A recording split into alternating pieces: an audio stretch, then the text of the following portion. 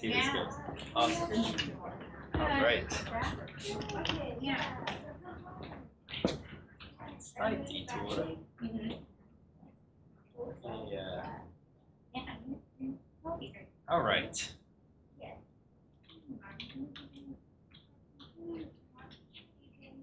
it is.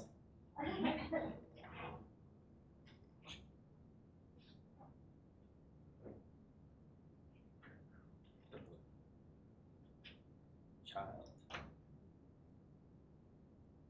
All right. Those of you on YouTube will be wondering, as my daughter just texted, let me find out she's not feeling good today. This is my daughter in 6th grade doing the online art. And this was a question that was on her quiz that I helped her with. Right, this is called the Great Wave off Kanagawa, apparently. Right. A Roman artist had said that art depicts nature, but then the artist will take nature and make it into art. Some famous quote, or approximately something like that. The question was, relate how this picture, reflects this guy's quote, and include inspiration for the image. So how would you answer that? How would you tell a 6th grader to answer that?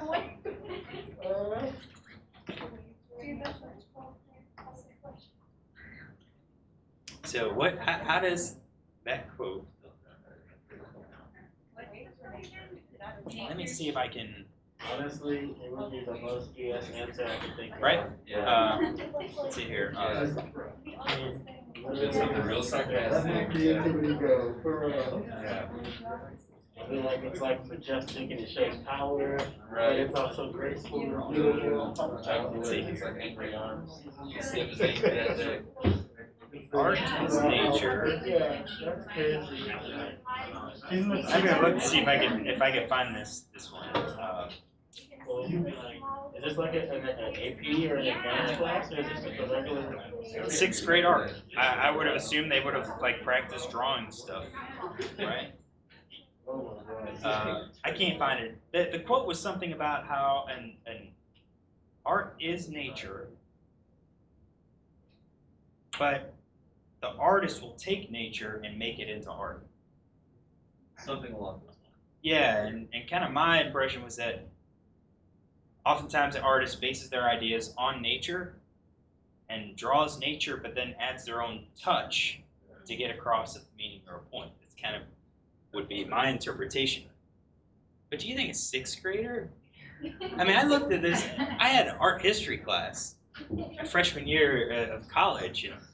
I don't ever remember going into that detail. Like, we learned arts, we learned the styles.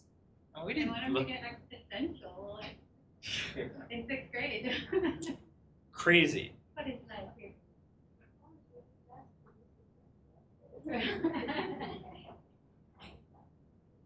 Okay, let me see if she's okay.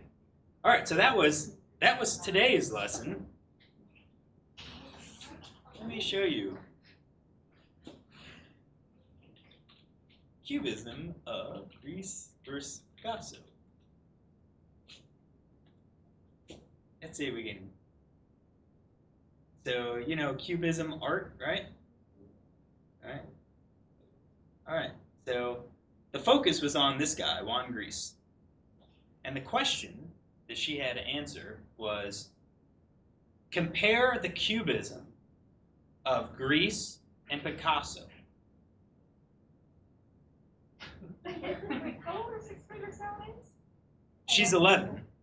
She's 11. I couldn't answer that now. Right? Yeah, of course. You don't get into art history until AP World, which is 11th grade. And yeah, 10th grade. Yeah. This is sixth grade. Sixth grade art. 6th grade art. I mean, this will be public slamming on YouTube. I hope you guys are enjoying this. Actually, I enjoyed this last picture that she put up, and then I mean, that's why I was coming to class. The Last Judgment by Michelangelo. That just looks chaotic. It's in the Sistine Chapel. All right, he did a lot of work there. All right. I can't remember the second part of the question. The first part was explain Michelangelo's inspiration for this artwork. And I can't remember the second part because I just kind of got lost on that and said, really? That is clearly negative. Actually, he really gave the priest who did that, so the people are getting damned to hell, so he actually drew him and they're dying. So it was more of like a spiteful thing. He really was against religion and didn't want to paint the Sistine Chapel or anything inside it. So he put like the priests and different like people within the church, like their faces on there, and he do it. So it's more about a spite. Yeah. I am gonna paraphrase that one because I know she's not gonna finish the quiz. We're gonna put that answer and see how she does. Yeah, my sister used to be an art major, and she was like, "Hey, you want to hear something funny?" And so, yeah. I'm sure we could probably find that priest. I'm sure people have like circled everything, Yeah, like the Where Waldo. Yeah. I think I'm gonna have to do that, and I'm gonna have her answer that in there just to see what kind of response they will get. Yeah, Because this is absolutely ridiculous. I mean, 11-year-old. That's found out one of their friends. Friend's mom teaches art here at 7th grade art, and apparently the 7th grade art class they were just learning how to trace their hand and modify that into a different image. that seems more Right. age appropriate.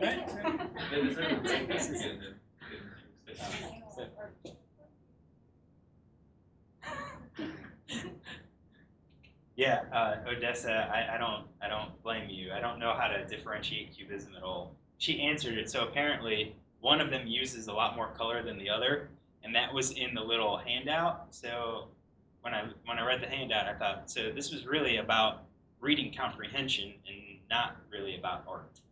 Yeah. Yeah. So it's a complete joke.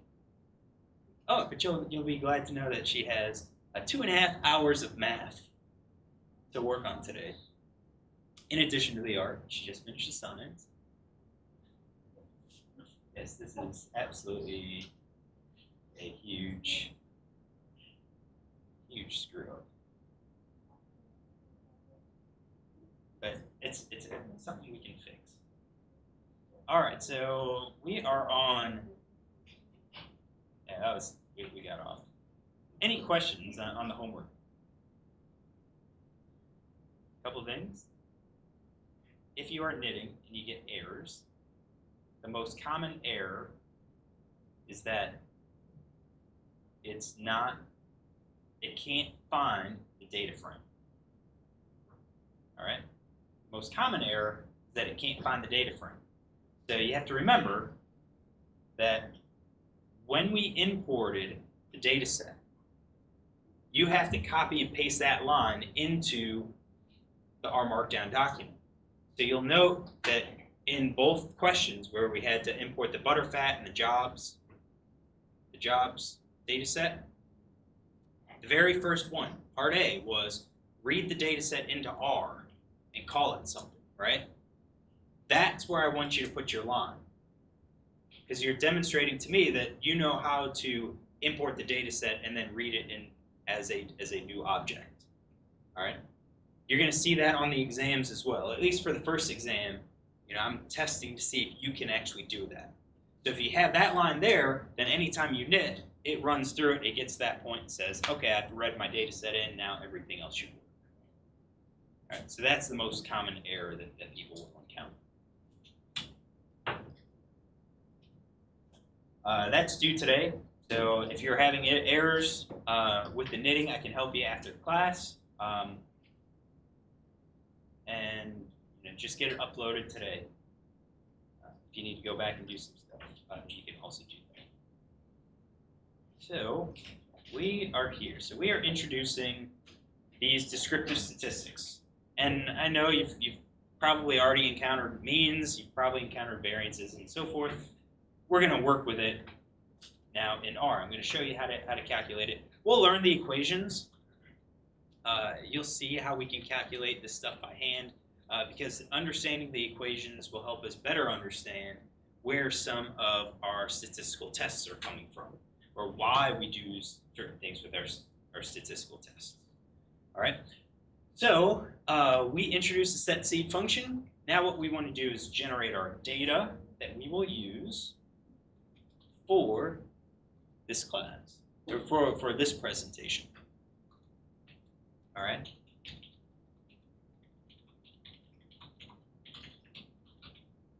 All right, so we're going to generate the data set for lecture. So I want you, basically this code that we have here, get it into R. So retype it, make sure it's there. I am going to get it typed on mine.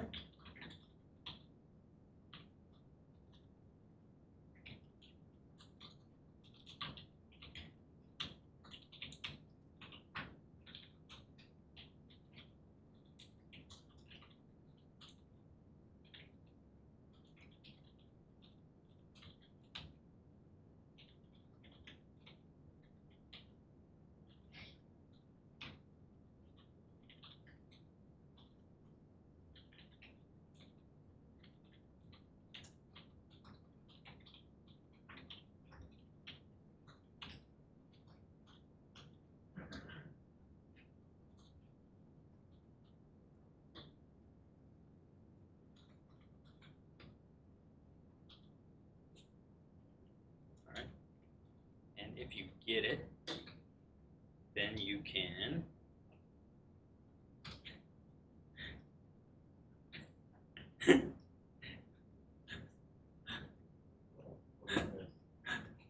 oh my.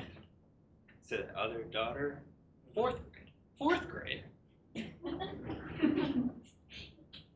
I will just write this up here. She's confused.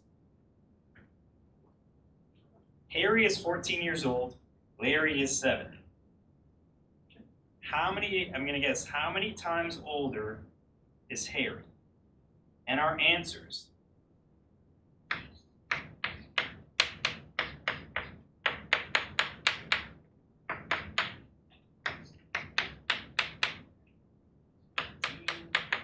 X equals 2. Get that line out. We have 14x equals 7, where x equals 2, and 14x equals 7, where x equals 98 times older. So this would be x equals half times older and so forth. I don't know if this looks like algebra to you, but this looks like algebra to me. Yeah. And I think in 3rd grade, they were just learning their times tables. I don't think they were getting into algebra at all. They should just be starting long division, shouldn't they? Yeah, long division. Yeah, some rounding. I know rounding appears. What the hell? What the hell? This is absolutely ridiculous. Absolutely ridiculous. I mean, who? It's not the teachers that picked it. I know how the teachers were. They just picked the lessons and said, I think we need to do these things, and then the module on Edgenuity. Just unreal. Unreal.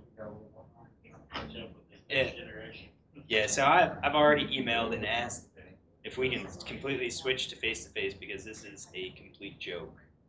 I expect them to say no because we can switch at 9 weeks, but 6 weeks is too long. I can't let them go for 6 weeks. So, yeah, there's another program that starts up on Tuesday, and we have to make our decision basically today. We'll take care of it. All right, so here's mine. I copy and pasted. I ran it.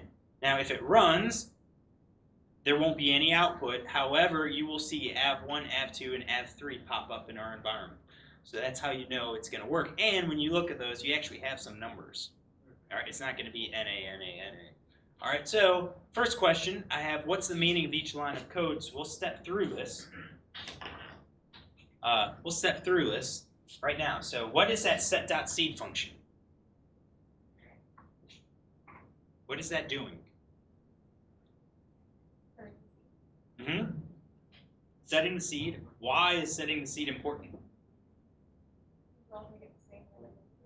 Yeah, so we're going to all get the same random number. So if we ran this chunk, the way we've set it up, our AV1 will be the exact same sequence, AV2 will be the exact same sequence, AV3 will be the exact same sequence.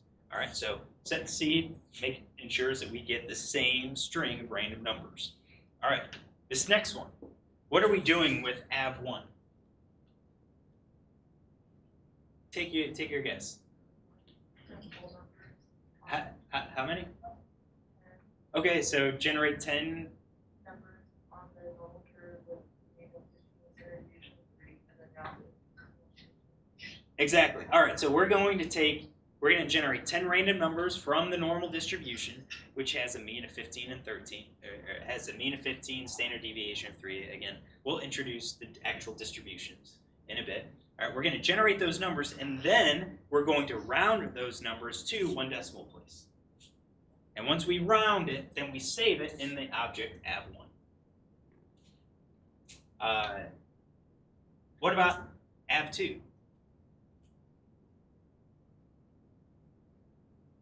Chi-square.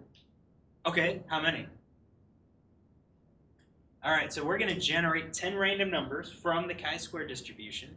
This distribution is defined by degrees of freedom, so degrees of freedom equals 4. All right, after we generate it, then what? Round to the 1 point. Yeah, we're going to round to the whole number and save it as AV2. All right, third. What do you think we're doing? Yep. All right, so we're going to generate 100 values from the Poisson distribution. Poisson distribution is defined by lambda. All right, so lambda is the mean of that distribution. So with a mean of 1.5, and then we save it as AV3. Now we didn't have to round this because Poisson is a discrete distribution. Its whole number is anyways. All right, so that's what all of these lines are doing. All right, and if we were curious about, we don't know what this rpoise is, what could we do with it? View the help file. How do we view the help file? You can type question mark rpoise, or we can go to our search window and type in rpoise, and it gives us more information about it. All right.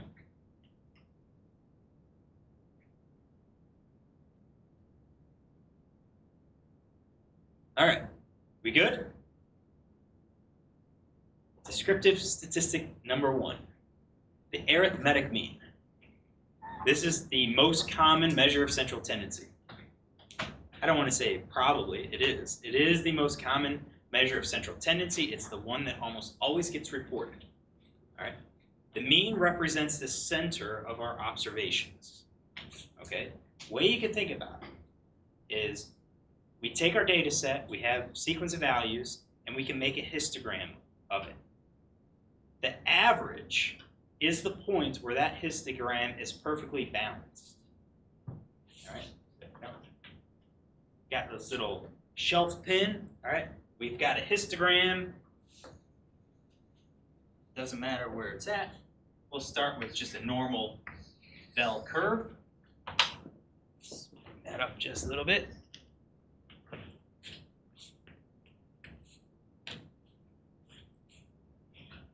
Make sure you see it. Yeah, a little bit. So we can see the bell curve here. All right. With this bell curve, if I were to take this shelf pin and get it on the axis, the mean represents the point where we are exactly balanced. All right. So we've got the hump would be like your weighting part, your weighting of the different values. That applies also when we are skewed. So if you've got a histogram that looks more like that, all right, the mean still represents this balance point. Now, it's not really going to be at the peak. We're going to be shifted off because we have some large values down here that are kind of acting as a counterbalance, right? So going to use terms that were in that 6th grade science class. So this could be like a fulcrum, and we are perfectly balanced.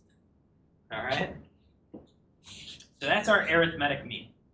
How do we calculate it? We calculate it by hand using this equation. All right? So the sum of all of our x values over the total number of items. All right? So our average, we're going to use x bar, or any letter with the bar over it. It represents our average, our sample average. All right? We sum up all of our individual data values, and we divide it by however many data values we have that we're adding. All right, so if we were to do this example by hand, I would basically take out my calculator, grab my calculator, all right, and reading off the numbers, I would just hit 5 plus 6 plus 6 plus 7 plus 7 plus 8 plus 9 plus 12 equals, I got 60. All right, so that's my sum of the x.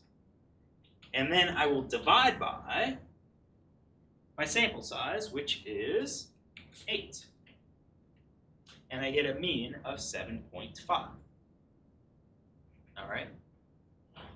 We can also use a data function in my calculator. So my calculator got a swing top, and it's got some information for me. So I can put it in different modes. I can put it in a stats mode or a data mode. All right.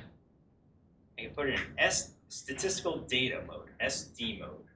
All right. And then what I can do is type in each of these points and save it as a vector in my calculator. And then I can have the calculator return the sum of the x's. It can return the sample size. So I can do this by hand and actually write 60 divided by 8. And I can also hit a key that will give me the exact average, which was 7.5. All right? So when we do these averages, are we going to do them by hand? I'm undecided.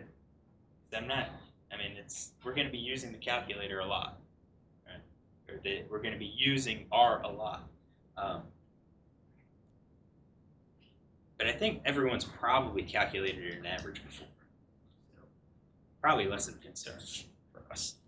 Let's move this back. All right, you're going to calculate these averages, and then we always have that question, where do we round? The convention is always to go to one more digit than our raw data. So if these are whole numbers, then we would round to the 10th place. All right? If these had the 10th place, our average would go to the 100th place.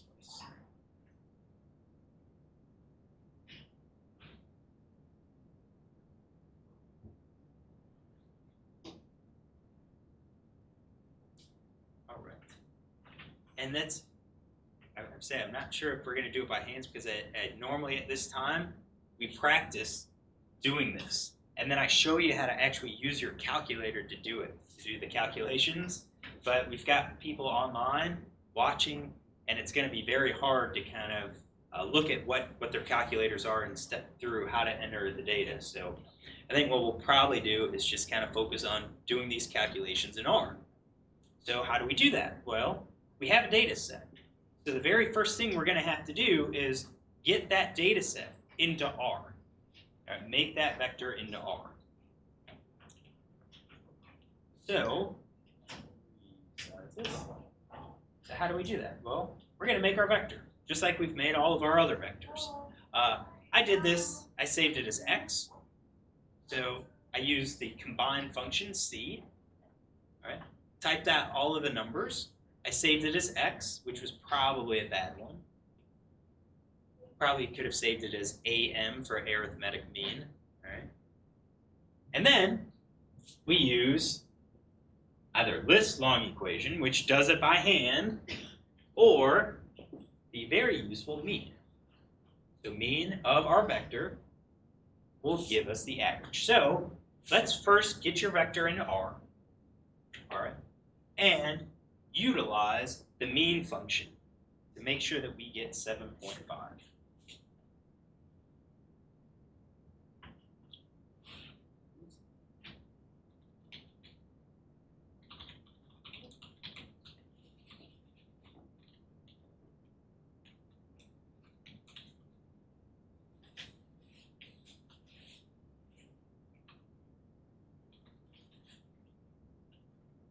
In my markdown document, I am going to change that x to 7 to am for arithmetic mean, just to make it a little bit easier for me. Why easier? Because all of the functions that I normally report them as like mean x, and then I tell you what x is, right?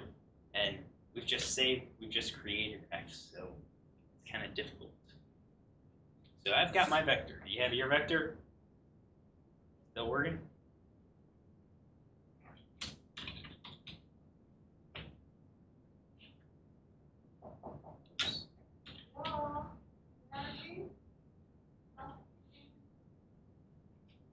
Right.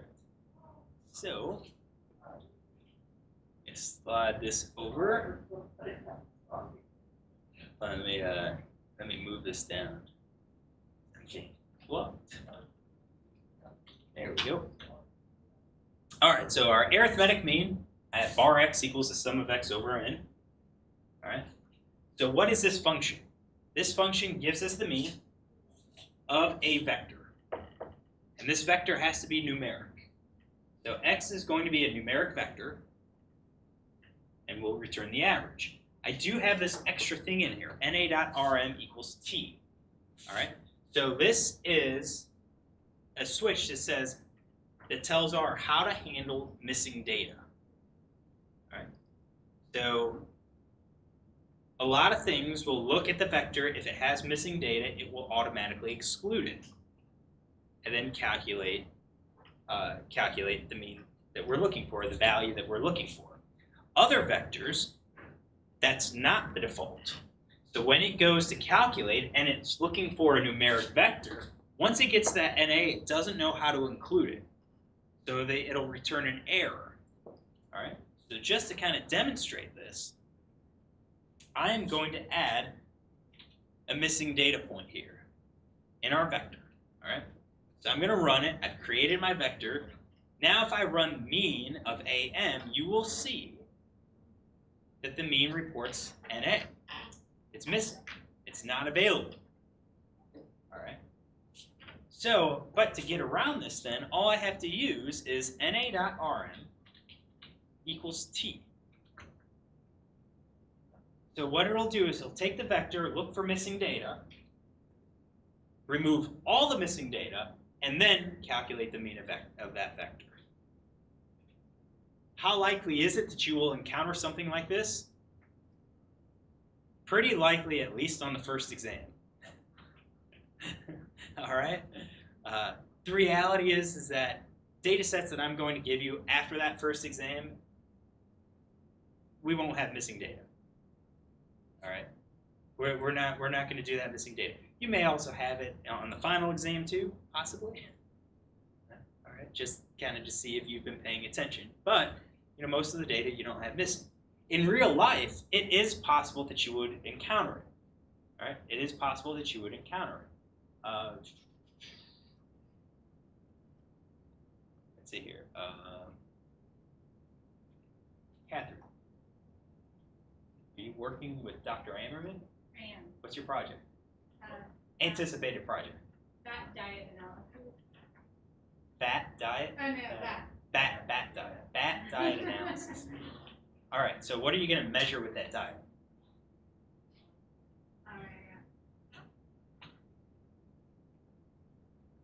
All right, what are you going to measure on the bats? Okay, so we could take like a forearm length. Okay, forearm length. You can do sex. You can do maybe weight. You could do, I don't know, probably gestational status. All right, if it's female. All right, so here's a situation where, maybe you want to calculate, the mean of weights. And unfortunately, one bat escaped before you were able to take the gram. You had it in there, and then it chewed a hole and escaped before you had that number. So you have all of the diet information. You have what sex it was. Maybe you knew what gestational status you had, but you were missing the weight. Does it make sense to throw out that entire bat? No. You've got more information. You just don't have the weight. So what you would do is in your weight vector, you would just have that as a missing data point. If you calculated, this was the average weight of all the bats in the study, mean would fail unless you use NA.RM equals T. So there are going to be real-life situations where you will have missing data in your data set for one reason or the other, but that's not necessarily justification for eliminating that entire sample or that entire row. All right? So in reality, you may encounter it. Now, the mean does everything that's pretty simple. So what does the mean do? Well, mean is just a shortened form of this, which is the longhand form. So this is going to calculate the sum of our vector. So sum, the sum function does the sum of our numeric vector. And then we would divide it by the length of our numeric vector. All right? Now, there's a couple more things here. So length looks at your size of your vector and counts how many rows are there. It doesn't care if it's numbers, it doesn't care if it's letters, it doesn't care if it's missing. It just counts the total number of rows. Is that our sample size? Not really. If you have missing data, that's not our sample size. We don't want to divide by the number of rows. We actually only want to divide by the number of rows that had numbers in it. So what we can do is apply this switch, which is is.nax, and the exclamation point. So the exclamation point basically says, not this. And this is.na is a logical function that's going to go value by value in a vector and say, is this data point here? Do we have data? Or is it missing? Is it NA? And returns true or false. True, it's missing. False, it's not. All right, so the exclamation point says we're looking for all of those rows that are not missing. All right, and this function isn't just going to return true or false, but how we set up, it gives us the row numbers of all of the data points that are not missing. And then with the length, we use our brackets, which is a subscript notation, which says for this x, we only want to count or utilize those values from these rows. All right, so we'll do this. This is subscripting. This is pulling data out from a data set at a specific point. All right, so we're going to remove. This is basically saying we're removing all of our missing data before we calculate our sample size, and we have to do that because length doesn't have an NA.RM part of it. So this is kind of like a longhand way to do it. Sum does. Sum does have this NA.RM equals T. So if you have any missing data, you better remove it first before you calculate the sum and the lengths. But why would you use this? I honestly don't know. The mean works. So let's use the mean. All right, and I put it here just so you can demonstrate that the sum would calculate, what do we say, 60? We say it was 60, the sum was 60, and then the length would give us 8, all right? And it's our mean. No point going through that. All right, so just for practice, this is what I calculated my averages of AV1, AV2, and AV3. So just go ahead and find the averages in R of the vectors that you created and confirm that you got the same numbers.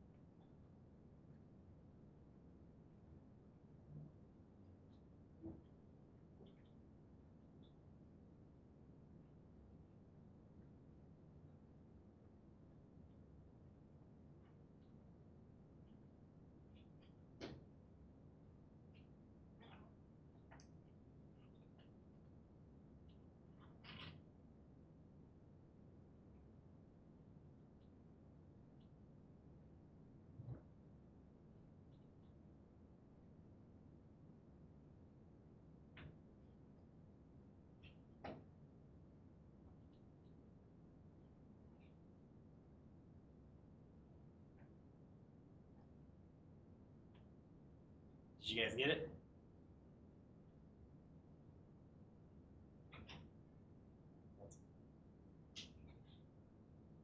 Dixon sent out an email. Bio lunch today, noon, upstairs. I think upstairs. All right, so hopefully you got the same number. What happens if we didn't? Did anyone get a different number? It's possible. It's possible you got a different number. So we have AB1, AB2, AB3. I don't need to report a separate chunk for every single one of these. I can just do mean of AB1, mean of AB2, and mean of AB3. I didn't need the na.rm equals t because we didn't create vectors with missing data. All right, so I run this and I get all the numbers that I expected. All right, but what if, I ran this and one of these things screwed up? So let's say I did this. Round. Actually, I can't do that one. Let's do that. Right. So I run my chunk. I get an error. I said, oh, cannot find r poise. And you say, oh, that was foolish. I needed a lowercase r, so I just went ahead and ran that. It's possible, since we didn't do it exactly in sequence, that we now will get a different batch of averages. Not all of them, but this one. Just the one of them. Perhaps we fixed it, and then we accidentally ran it a second time. We can get a different set of average. So if we run up with different numbers, if we're going through these types of examples and we're working with the randomly generated data set, if your numbers differ from mine that we're doing up here on the board or in the presentation, then go back to this generating chunk, data generating chunk, rerun it, and make sure it's in the order that I have it in. Any questions on arithmetic mean? Pretty easy? All right, so arithmetic mean applies to a lot of cases, but it doesn't apply to every case. All right, sometimes we have to use weighted averages, all right? This is what I would call the average of averages, all right? It's an average of averages. Now, a lot of people will do averages of averages, and it's wrong. What you needed to do was a weighted average of those averages. And we're weighting it by our sample sizes. So, example, we can look at final grades of 5 different classes. We can use this class, we can use the ecology class, we can use the bio 101, the bio 1307 course. Is that bio 101? All right. Man, they got rid of bio 101. It should have been bio 101. But whatever that course is, we'll do the zoology course and we'll do, I don't know, the virology course. I think we got the virology course. I think Dr. Kokonis is teaching that. All right. And then we say, well, what was the overall average across these 5 biology classes? A lot of people would take all of the averages and just do an average of average. But that's not really the true average, because that average of average that they took assigned the same weighting to each individual class. So yeah, that is the average of the class averages, but if we're looking for the average grade of our students, what we have to use is a weighted average, because we have to recognize that some classes had more individuals in them than other classes. We don't want to assign the same weight of that virology class that might have 10 people in it to that bio 1307 course that has 150 individuals in it. With 150 individuals, you're much more likely to kind of balance out good students and bad students. Whereas in the small class, it may all be good students, or it may all be bad students, or You could have 4 good and one bad. Who knows? All right. So these weighted averages allow us to look at the averages that we have, assign weights to them, and then calculate the overall average to figure out the average of all of our data points. All right. So our equation here is very similar to what we're working with our average. However, now what we're doing is assigning a weight to it. So I'll say average, or weighted average, is the sum of our weights times our x value over the sum of our weights. All right? And that's kind of what I have up there. Take out the lowercase i's. All right, so I have it up there. Sum of the weights times x over the sum of our weights.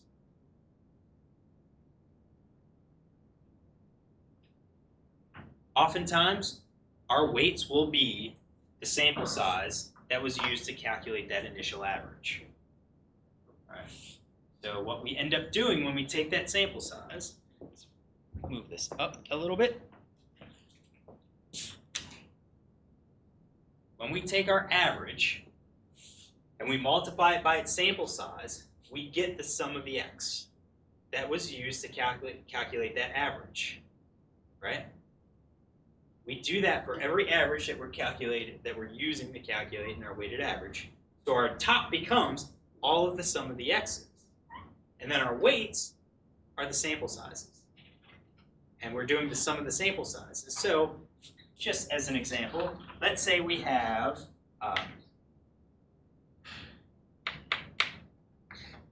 we're going to do 3 classes to keep it short. We've got 5 individuals, we've got 10 individuals, and we have 20 individuals. All right. We've got the average is 90% for the class of 5. We will say the average for a class of 10 is 80%, and the average for the class of 20 is 82%. All right. So just out of those averages, if I add up, just take the average of the average, I get 84%. I need to check to make sure that this camera's that. Is that correct? Does that actually represent the average grade of the students?